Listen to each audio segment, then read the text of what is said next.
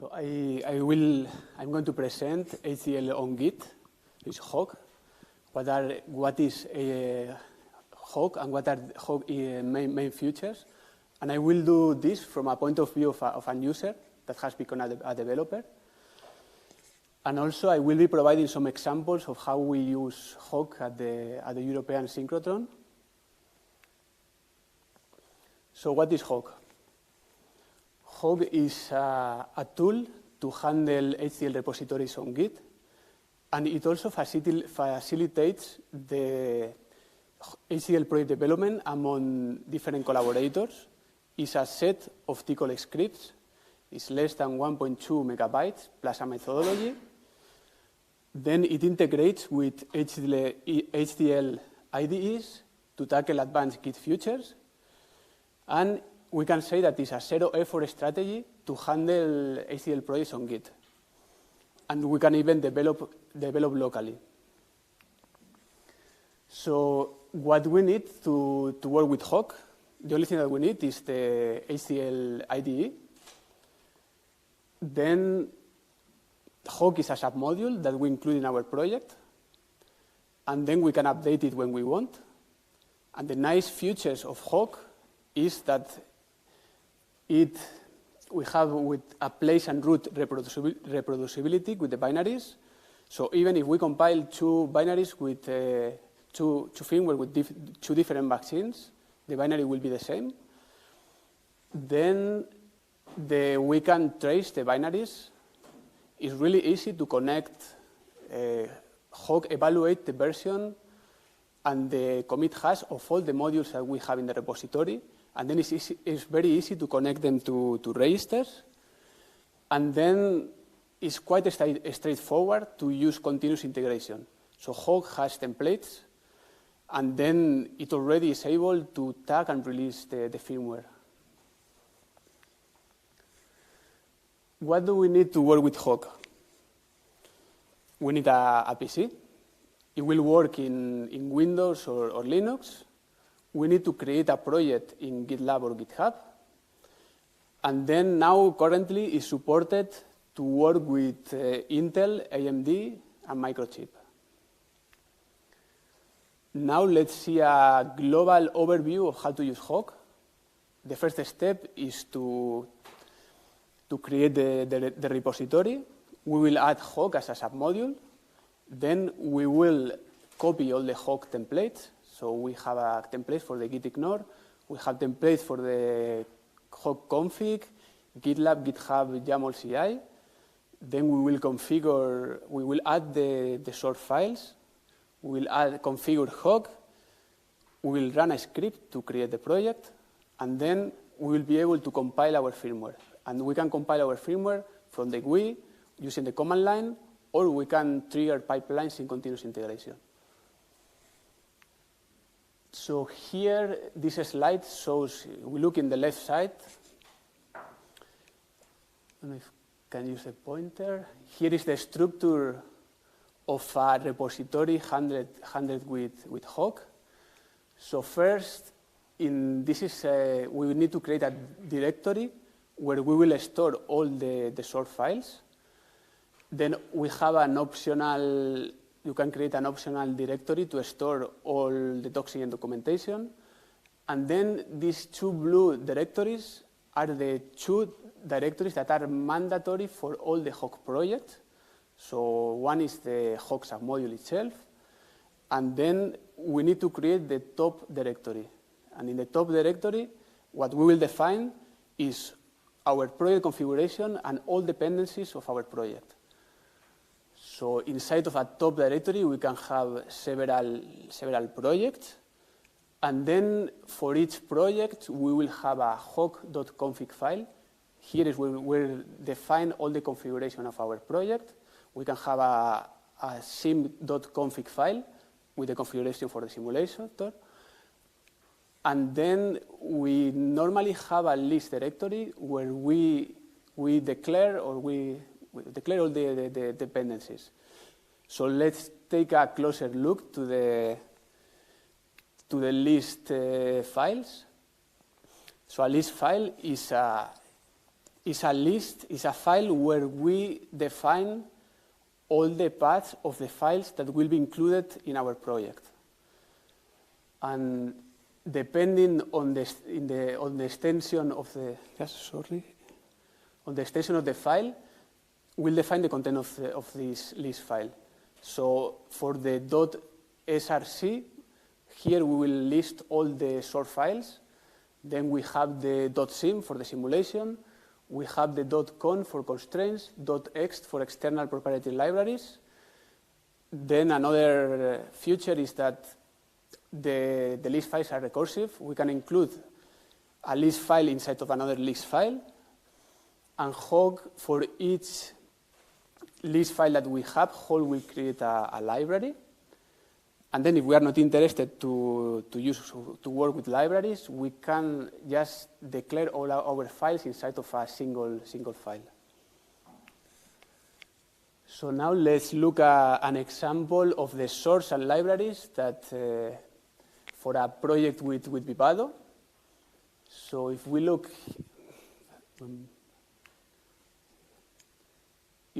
here in the left side, this is an example of a project that we have in the European Synchrotron. This is the Sphere project. And here we have the Sphere, inside of the top, we have the Sphere directory. We can see the Hog config and all the list files for this project. So when we create the project, in Vivado, we can see all the design and simulation sources. Then, for example, for sphere.source, we have a library that is called Sphere, same for IP bus and pattern generator. And then in this project, we also have block design. So we have a bd.source and ip.source. And in Vivado, all the IP and the block design will be created. Now, concerning the hog.config file, here is an example. So what we need to do first is to define our IDE tool that we want to use. Then we have all the project parameters. So here, for example, we can define the device part number that we are using, the simulator, the synthesis, implementation strategy, and all the configuration that we have in our IDE tool. And then we have the hog parameters. Then when we run workflow, Hog workflow, we have there are some scripts that run for each stage of the workflow. So the first script is the presynthesis. And here what is done first is to check if the repository is clean, if we don't have any. If we don't have uncommitted changes, then we will have a critical warning. And this stage, it also calculates the version and the commit sub for all the modules that we have in the repository. Then these values are parsed as generic and then are fed to the top file, so we can connect them to registers. And there are some, then also it generates the version txt. So this is the table here with all a summary of all the versions and the commit sub.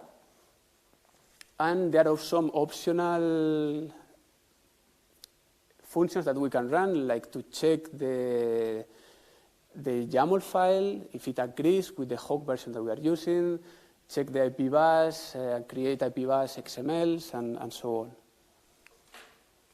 Now, with this slide, I just wanted to show the output of the synthesis, the presynthesis script.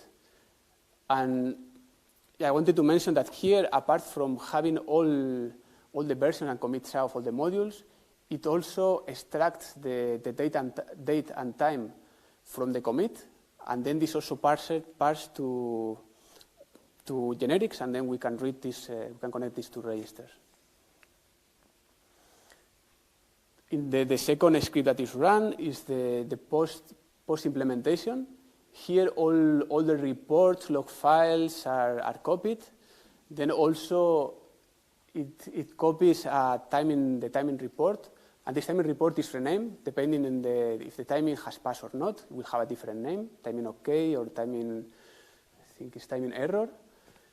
Then in the next stage, the pre-bitstream, here the Hog is embedding the commit SA also in the binary file in case that maybe the file is renamed later.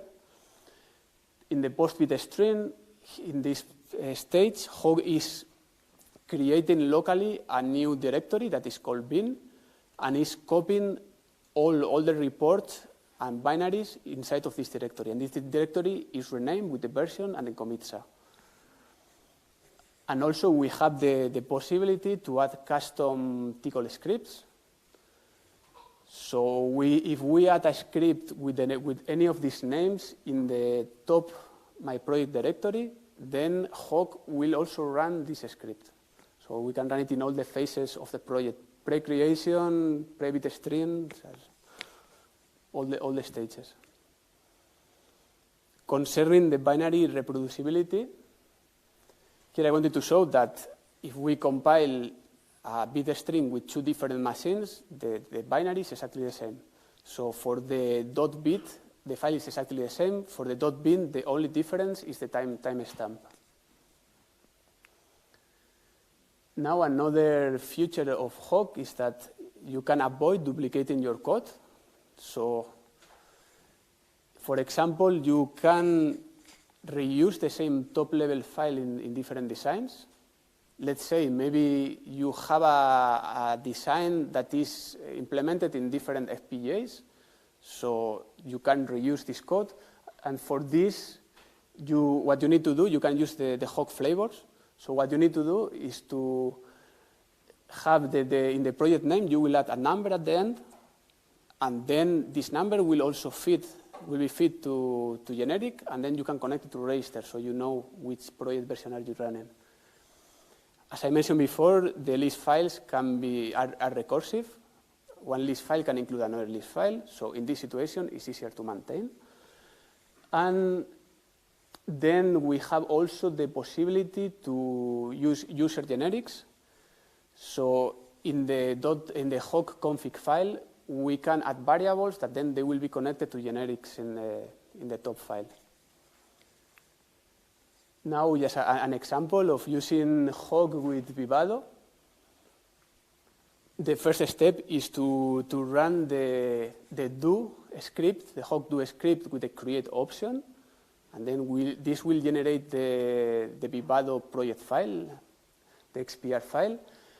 Then we can compile the firmware using the GUI or using the command line. And when we compile, all the integrated Hog script will run. Then later, during the development, we can add new files or we can change the configuration of Vivado.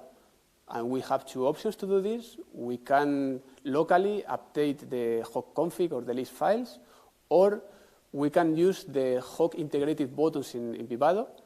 So we have three buttons. We have one button that it will check if the configuration and the files that we have in Vivado, they agree with the configuration in Hog and list files in Hog. We have another button that is the config. If we change the configuration in Vivado, any parameter will update automatically the Hog config, and the same for the list file. If we add new files in Vivado, we can click the list button, and then we'll update the files in the list file. Concerning the versioning, Hog uses the three numbers for the version. We have the major, minor, and patch.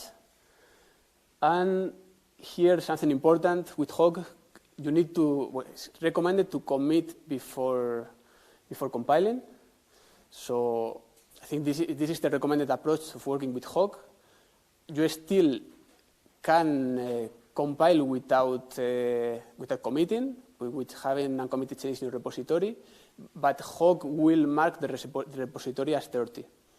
So I think it's a good practice to always commit what you do, even if you are working locally or debugging locally, because you don't want to lose history. So. And here I wanted to show a simulation example with Hog. So this is using Vivado, UVVM, and QuestaSim. And something that I forgot to mention before is that everything that I'm mentioning here, I'm providing examples of the project that I'm using at the SRF. So I'm using Vivado, but most of the aspects that I'm showing here, they also apply for Intel and Microchip.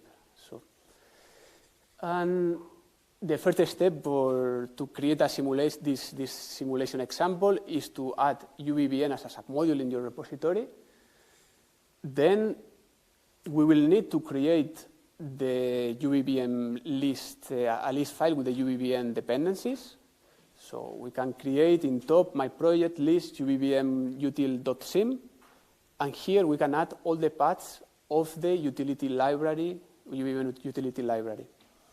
Next step is to create the main simulation list file, and so here.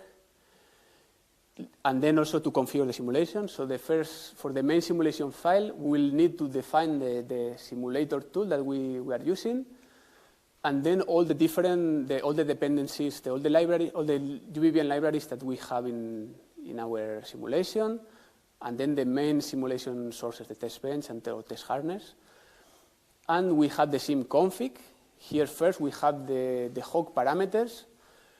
So if, for example, you have a simulation that is a pass-fail simulation, you can add this hog sim pass string, and then when the simulation finishes, in the simulation, hog will look in the search in the simulation log to see if it finds this string, and if it finds this string, we'll mark the simulation as successful.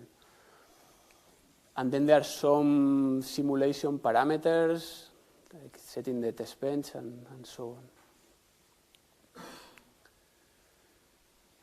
Now, if we look how to set continuous integration with Hog, so what we would need to do is to copy the Git YAML template. We have two different ways of doing this with GitLab.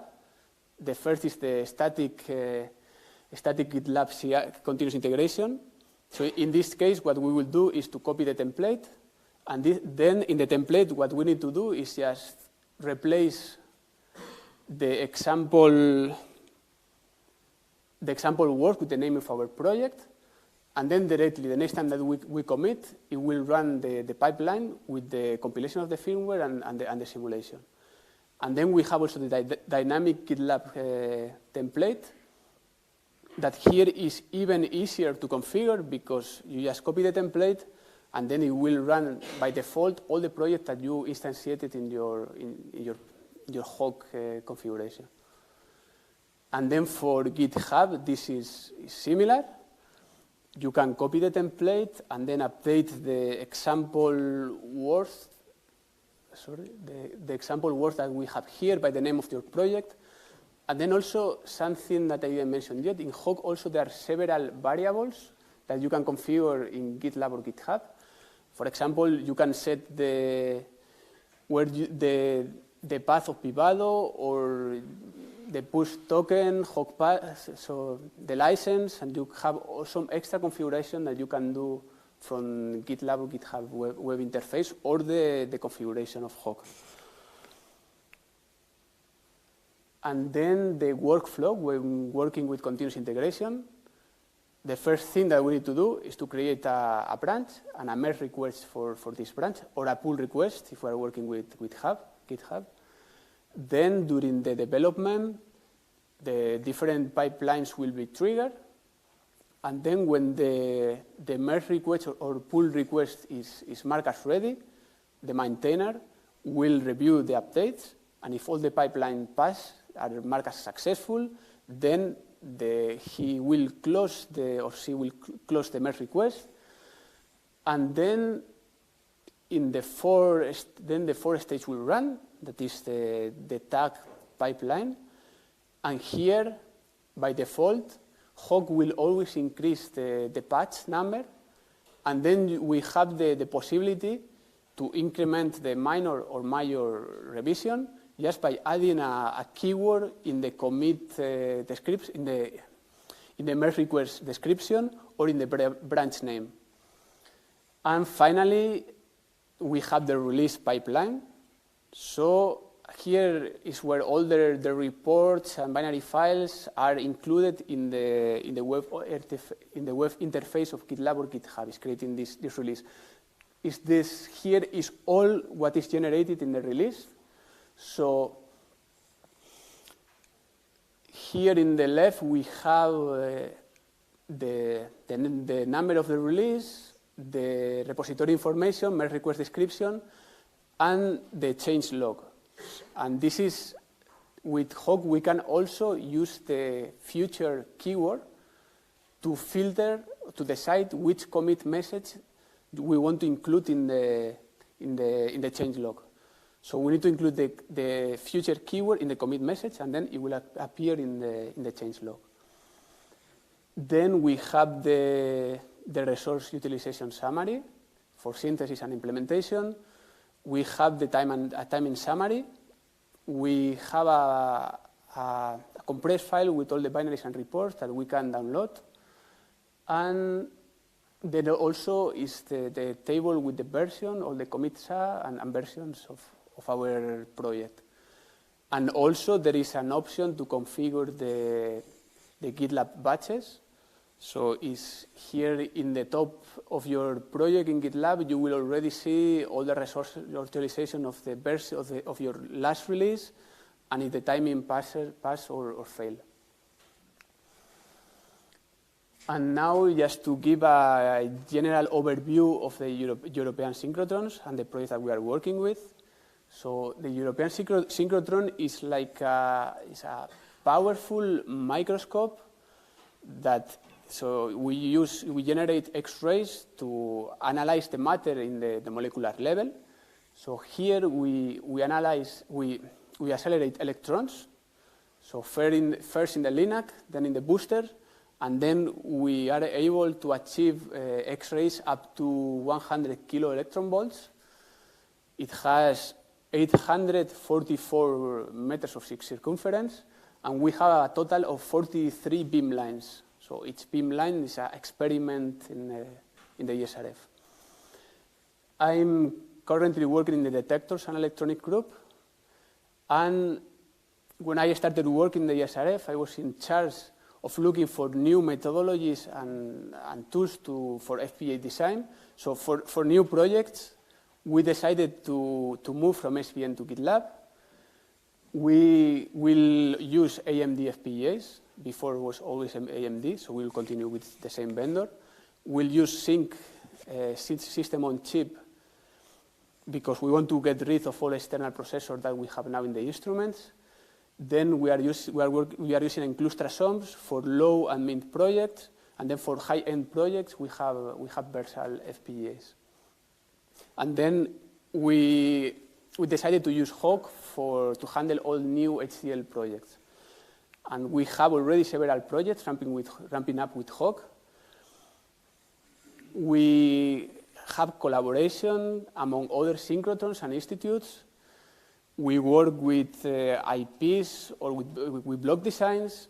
We are planning to work with HLS. We normally use UVVM and QuestaC for simulation, but other collaborators may use Verilog or System Verilog. And we use Hawk continuous integration with Docker that we run in the high-performance clusters. And here I added some images of the project that we have at the ESRF. We have City for timing. We have some detector projects like SmartPix, Sphere, and CMOS cameras. And then we have several. I put 2 here, but we have more instruments just for the control and instrumentation of the beam lines. Now, to conclude, I let here a link of the repository. Then I would like to mention that Hawk the first commit was done in 2017. It's released under Apache 2 license. The last release was done in February. We are currently 7 contributors. Then we have also a developed branch with experimental features that you can try. And now it's currently used in several academic and industrial projects, like here at CERN and gaps, Nokia, and then here I left some links to the documentation. Hawk is quite well documented, and also normally the support is also quite good. So if you have any doubt, you start using it, please contact us. And yes, here there's a link also, I think from Francesco, from another tutorial that he did some years ago at CERN. And if you want to try it, just here are some commands. You can play with it. And if you like HDL, Git, and Tcl, you are really very welcome to join us. And yes, thank you. And I would like to thank you also all Hawk developers, because they did a really nice job. And I'm just a humble developer here. So thank you.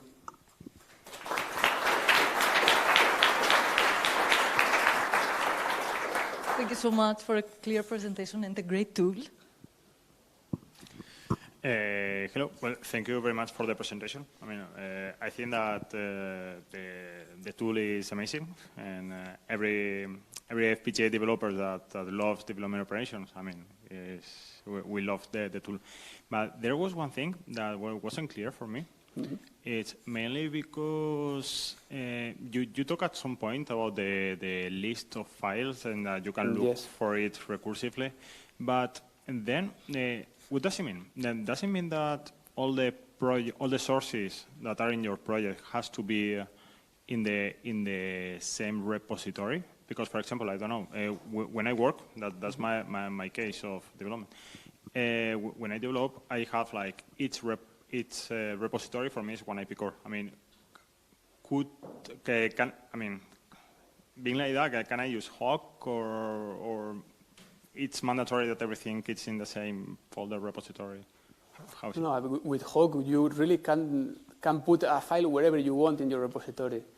And even if you have, let's say you have the HDL directory, and inside of HDL, you clone different, you have some modules inside of HDL. No. Then in the list file, you will add a reference to the file that you have in this submodule. So it doesn't matter where you put the file. You need to put in the list file the path where this file is located. And then Hawk will include this file in the project. I see. But what about, because I think that maybe one of the limitations of the Git submodules are the semantic version, I mean, the versioning. I mean, that's not the only thing. It's like worrying me, no? Sometimes when you have a lot of IP cores with a lot of versions and and you want to make sure, I mean, you don't want to point to a submodule to a specific branch, maybe you want to point to a specific version. I don't know if I explain myself. Yeah, but that is, we have here the expert of Hawk, so you can probably answer. So in your top repository, let's say, you will include this IP core submodule. And of course, when you include it, you include a specific commit of that submodule, which is connected to your version that you want to use. And Hog actually, for each file in the repository, it calculates the actual version, so the last commit in which this file has been modified. And in the case of submodule, it checks the commit in the internal commit of the submodule, let's say, when you do the versionings, and the commit where you added the submodule to the main repository. Yeah, in some package manager, maybe like AMD, sometimes they do like semantic version of that, others do like major, minor. Sorry, thank you. Yeah. No, I mean, I think it's incredible, and actually I love all the tools, but I don't know.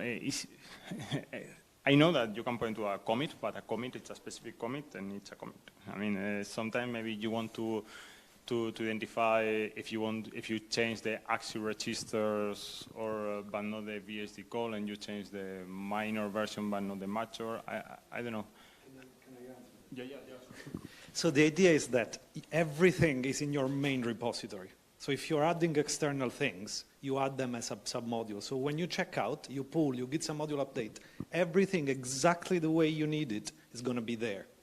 And this is a philosophical thing, because everybody in the world needs to be able to replicate. So you never rely on something being online and checked out on a name, so written on a piece of paper, use that version. It's always certified by Git itself. And then Hog just runs the script. Does that answer? Yeah. More questions? Thanks for your presentation. I think it's a good tool to take into account for new projects. I have a couple of questions. The first is, okay, sometimes we have to develop, for instance, IP cores, and we want to have reference projects for different devices. Is it possible with Hawk in this, at this stage? Reference with different yeah, okay, let's imagine this scenario. You use okay. the IP, the same IP in different yes, let's say I'm doing, I don't know, an IP core for the mosaiking, that is image processing. Yeah. So, but I want to, for instance, have different projects to, for instance, to illustrate to our customers, okay, you can use in this FPGA, and you also have this another FPGA, and we can have different, for instance, metrics about consumption, resource consumption, timings, and everything. So is it possible to have this kind of a structure in Hawk? Yes, yes. I mean, you can have, you can reuse the same IP in different projects. So you have more than one project. You can point to the different IPs. I mean, also, what I mentioned before, even if you have a project that has the same top level or a project that is exactly the same, you can use Hawk flavors, and then you can have different configurations. In the configuration, you change the FPGA, and then you have a project with the same name and a number at the end, the Hawk flavors, and then you can do what you were Oh, wonderful. mentioning. I missed that part of flavors. Yeah, I think it would be useful. The other question is, how difficult is to extend Hawk to support other IDEs rather than Microchip, Altera, and AMD? I think the most important is that it's developing Tcl, so the IDE should support Tcl, unless we start supporting another languages also too. But okay, perfect. Thanks. Depends on the IDE. It depends on the IDE.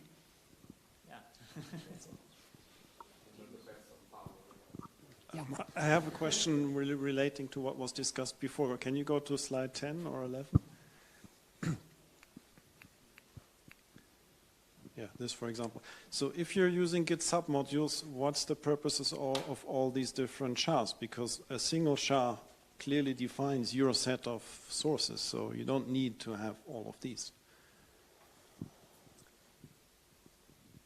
I mean, the commit SHA here is for each library. So when you define a list file, then you will have the commit SHA for this list file. And it will be updated only if you update this file. Yes, if you update this file when you commit, then we'll only update this version. So it's the way that we are tracking the. I think it's more of an optional thing. If you don't want to look at them, you don't look at them. But sometimes you want to know, okay, these two projects, what's the difference? Everything is the same apart from that library. And then you can find out, for example, that only the IP has changed or only another thing has changed in between with two projects. But you're right, the global SHA will completely identify everything. Okay, that's what I thought. And then maybe another question, which is maybe less related to the tool. I saw that you're using XCI files and BDs for Xilinx. Mm-hmm. Vivado doesn't play very well with with revision control systems. Have you found a way around that, or quite often you just open like a block diagram, and you don't change anything; it shuffles stuff around. So, have you found a solution to this, which is extremely annoying? Feature of Vivado, not of the tool. Okay, we have two options here. So actually, you can also generate your block diagram or IP core with a Tcl script. And this, so we advise to do it in this post-creation Tcl script, but you can also include a Tcl script in the list file. But okay, and in this case, Hog will generate the IP and basically calculate the MD5 SHA, this number.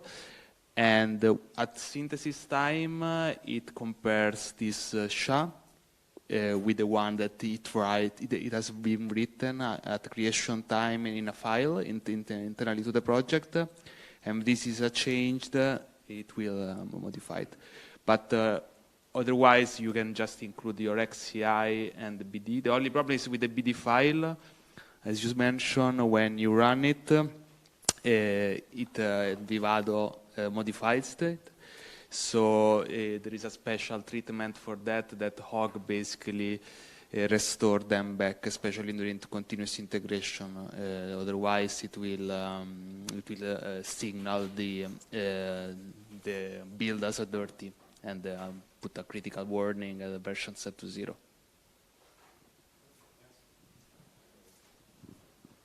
And Nordin, you have also... And if I can add one more thing on versions and on the commit SHA.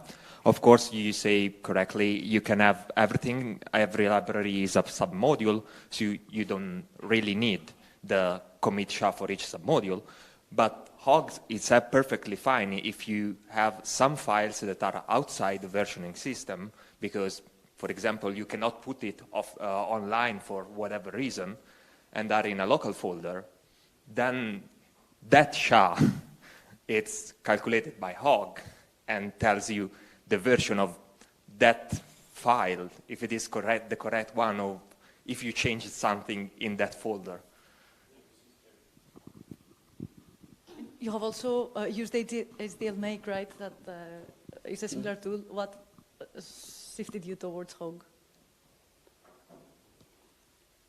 I think it has more features also, the continuous integration support. I think this is something that we don't have with HDL make. The binaries reproducibility, I think is also a nice feature. And yeah, I think you have more options. I also found it easier to work with it. You have more maybe customization. I don't know, maybe. I really didn't work really hard with HDL make. I worked with a framework that was already using HDL make, so I cannot say much more, I think. Thank you.